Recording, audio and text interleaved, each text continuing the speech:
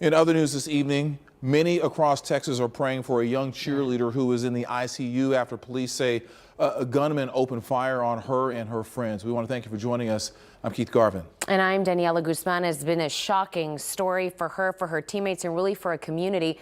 But the schoolgirls were leaving the Houston area. They were headed to Austin after they just finished practice at the Woodlands Elite Cheer Company.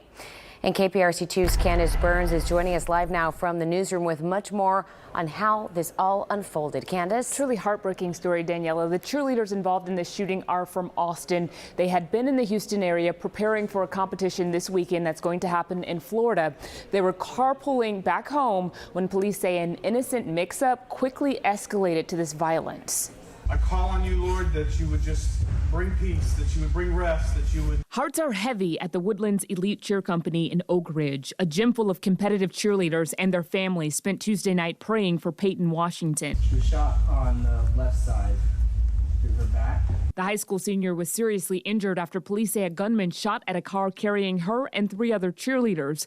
It happened after their carpool returned to their parked vehicles at an HEB in Elgin around 12:15 a.m. I just saw like a black figure in the passenger seat, and I shut the door as fast as I could. Another cheerleader, Heather, says she approached a car that she thought was hers in the parking lot. When she opened the door, she noticed someone sitting on the passenger side and quickly got back into the car with the other girls. I see the guy get out of the passenger door, and I roll my window down, and I was trying to apologize to him for accidentally getting in the wrong car. I didn't get in the car, I just opened the door.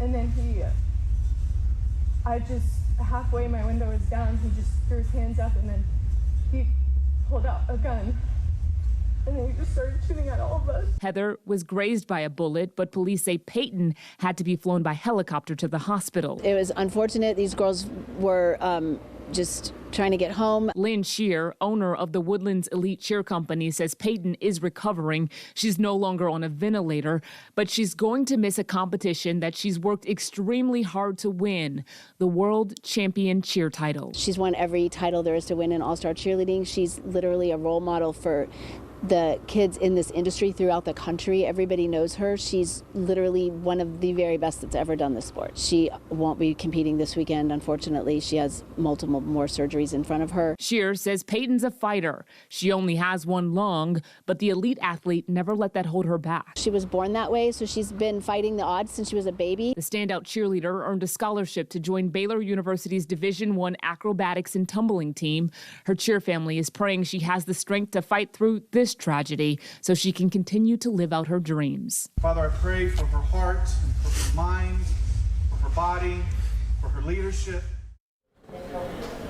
Elgin police say they arrested the suspected shooter, Pedro Telo Rodriguez Jr., last night. He's been charged with deadly conduct, a third-degree felony, and additional charges could be filed. A GoFundMe page has been set up to help Peyton's family pay for her medical expenses, and you can find a link to that page on our website.